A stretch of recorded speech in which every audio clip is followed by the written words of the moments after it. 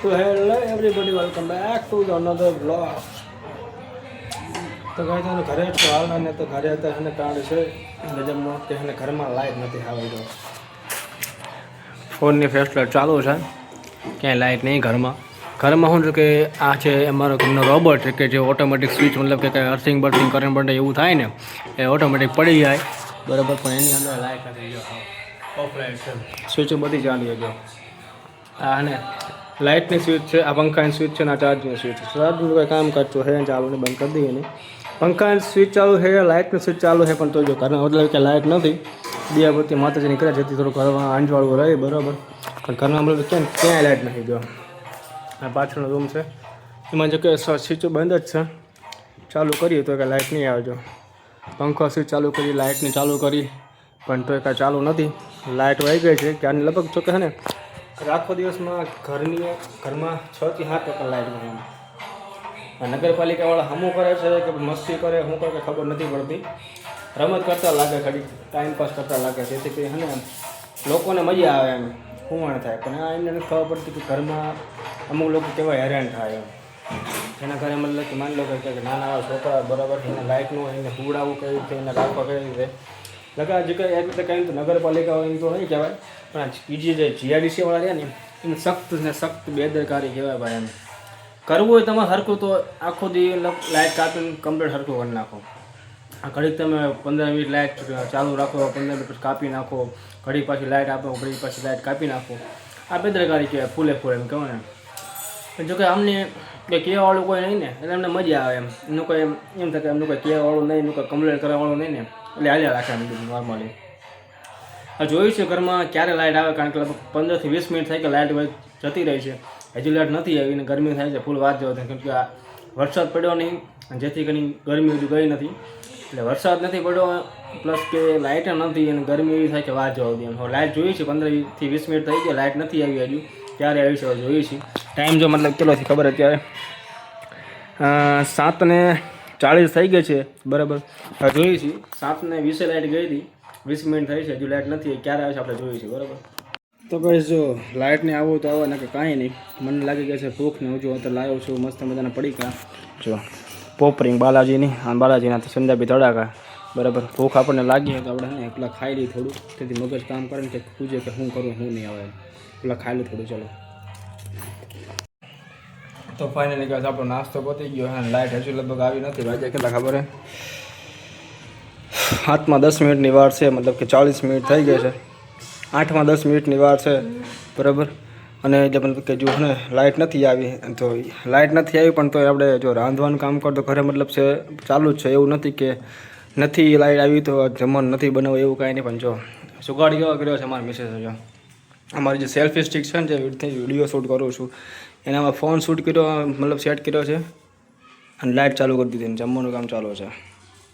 તો ફાઇનલી બસ 8:05 મિનિટની વાર છે, પાર હતી બાકી હતી અને લાઇટ અત્યારે આવી ગઈ છે ફિલહાલ બરાબર. છે 8:05 મિનિટની વાર છે, મતલબ 7:55 થઈ છે અને ઘરમાં લાઇટ આવતી રહી છે કમ્પ્લીટ એકદમ. હવે કદાચ માતાજીની દયાથી લાઇટ ન થાય ને તો જીઆઈડીસી વાળાના હા ને હજુ લાઇટ જાય ને તો જીઆઈડીસી વાળાના હા ને કમ્પ્લેન્ટ કરવી છે, ફોન સીધો કરવો પડશે ડાયરેક્ટ. હવે જો લાઇટ જાય તો એની વાત છે બરાબર. કેમ કે આખો દિવસ 6 થી 8 તો કાપ્યું છે. હવે માન ફાઇનલ અત્યારે આવ્યું છે, લગભગ 40 થી 45 મિનિટ થઈ લાઇટ અત્યારે આવી છે. અને અત્યારે થોડુંક આમ રાહતથી કારણ કે પંખામાં કદી ચાલુ કર્યું, જો પંખો ચાલુ કર્યું વ્યવસ્થિત, રાંધવાનું કમ્પ્લીટ ચાલુ છે બરાબર નો ડાઉટ.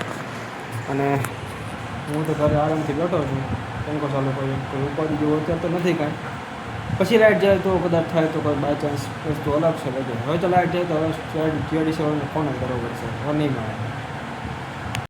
તો મતલબ કે ફાઇનલી કહે છે મળવા લાઇટ તો મતલબ આવી ગઈ હતી 8:05 મિનિટની વાર હતી. એટલે કહ્યું ટેન્શન જો નથી પછી કે લાઇટ ગઈ નથી એટલે પછી તો હું તો જમવાનું કમ્પ્લીટ થઈ ગયું હતું, ટાઈમ થઈ ગયું હતું, બધા સાથે હતા તો જમી લીધું હતું.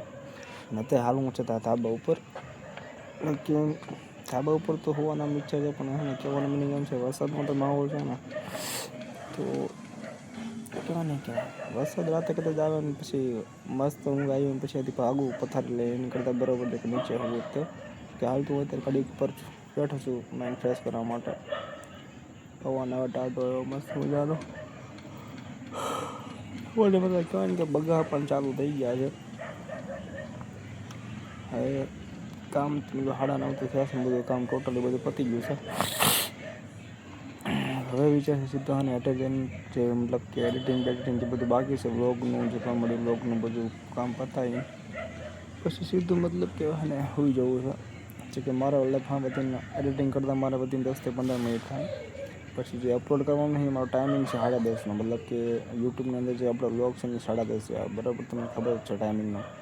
અને પછી જે આપણે ઇન્સ્ટાગ્રામની અંદર જે આપણે આઈડી રહીને કોમેડી વિડીયો એની અંદર પણ 10:30 આપણે રિલીઝ કરીએ કે ટોટલી બધા જે ફિલ્ડ જે છે બરાબર છે એની અંદર આપણું ટાઈમિંગ છે 10:30નો છે. આપણે 10:30 બધી વસ્તુ અંદર બધાની આઈડીની અંદર અપલોડ કરી દઈએ છીએ આપણે. હાલ તે 9:30 થયા છે અને હાલ મારે જે છે એડિટિંગ કરવાનું બાકી છે બધી વસ્તુનું. એટલે મતલબ કે હવે જાજો ટાઈમ નથી, વધીને કલાક છે, કારણ કે 15 થી 20 મિનિટ મારે એડિટિંગ કરતા થાય.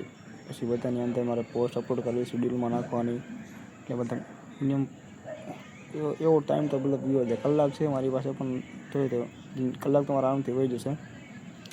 તો ભાઈ આજના બ્લોગમાં મતલબ કહેવાય ને કે બહુ ખાસ એવું કંઈ ઇન્ટરેસ્ટ જેવું કંઈ સ્ટોરી જેવું હતું નહીં, પણ કહેવાનો મિનિંગ એમ છે કે ભાઈ હું ટ્રાય કરું છું કે મારી લાઈફમાં થોડીક સક્સેસ આપવાની એમ.